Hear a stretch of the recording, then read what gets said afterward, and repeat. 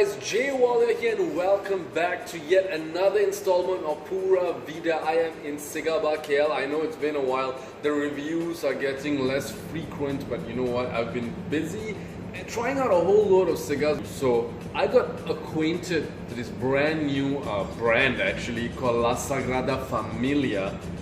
It was founded in the Netherlands by, I think, a Dutch guy, Tom Mulder. I hope I'm not butchering your name, bro. So a mate of mine passed me one of these cigars a few weeks ago and I tried it, and it's just one of those moments where you tell yourself, who makes the cigars and where can I get more? Because it was just so good. So Tom has two lines under La Sagrada Familia, and if you're wondering, the name sounds familiar. It's, you know, that monument in Barcelona, right? So this is the natural line which was released in 2016. The brand started with this particular cigar, and this is the newer one. This is what we're going to be reviewing today, the Maduro in Robusto, coming in at a length of 5 inches long by a 52 ring gauge. Some pretty solid veins in there, but nothing too serious. Now the composition of this cigar: wrapper Ecuadorian dark Habano, hence the Maduro classification. Binder is Dominican and filler is a Nicaraguan tripas filler from Esteli.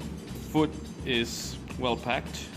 The cap, expertly applied, I must say, very nice. It's got this cool crown logo here that almost looks like a Rolex.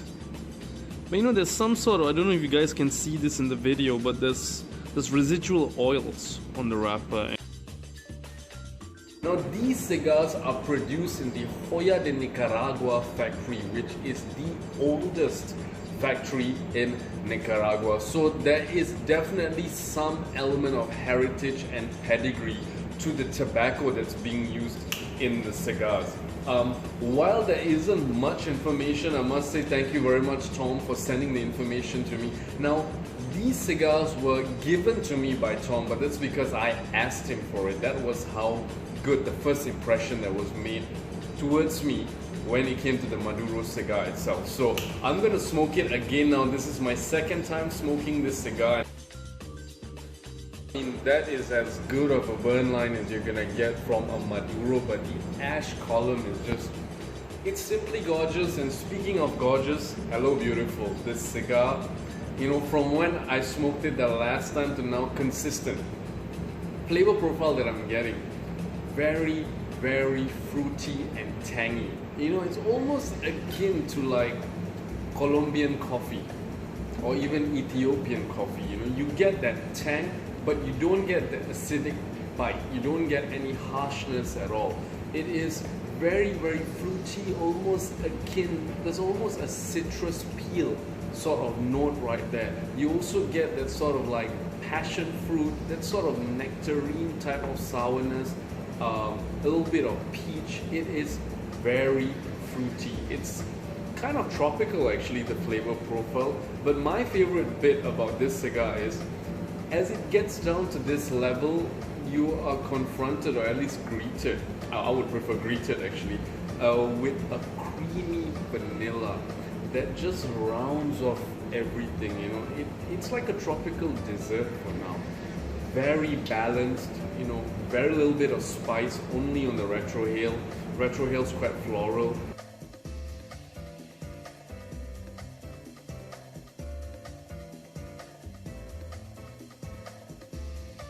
You can see we are coming up to the band mark. It's just about time to remove the band, and you know what I love about this New World cigars? Self-adhesive bands. Great touch, Tom. Very easy to remove. Flavor profile in the second third, you're still getting that tanginess, but I think it's a bit more rounded off. The flavor profile that I'm getting is actually a lot more vanilla, but a very floral vanilla, raw cacao note, which means it has that slight bitterness to it, that slight sweetness to it, but it also has that tang. And that tang works really, really well with the fruity tang. You know, almost think about raspberries and chocolate, how well that works together. Well, this is exactly the flavor profile that I'm getting. It's a very dessert-like stick. There is a slight white pepper on the finish. The finish is actually not very long. It's just a mid-level, mid-length finish actually. But the flavor profile is very clear, and it's really tasty. It isn't a very huge transitional cigar, I must say, and you know, if I'm gonna knock it, that will be the one thing there. But when you enjoy the flavors, you enjoy the flavors. You don't need it to transition all the time.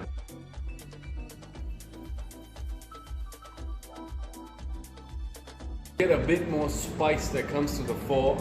I got a bit more sort of the espresso notes, and for a very brief moment actually got a very latte, like I love that flavor actually, but it was very brief. A bit of that latte espresso type of thing, more like latte I would say. That coffee-ish kind of note came to the fore. But all in all, a very solid cigar. You know, like I said, it's not a hugely transitional cigar, but it packs flavor and it's very clear and concise. The reason why I wanted to review this particular cigar today was because to me it's one of the most balanced cigars that I've had. You know, not too much spice, you know, a good element of cream there as well, and you get that tang.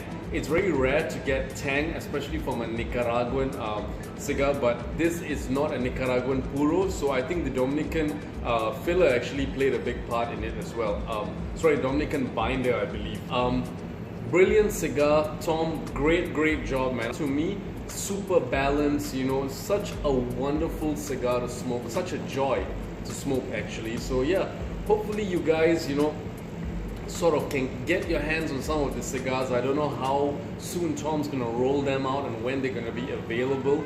As of now, in where I'm from, Malaysia, it's not available yet, but hopefully very soon. And if you can get your hands on a stick or two, trust me, it is really worth it.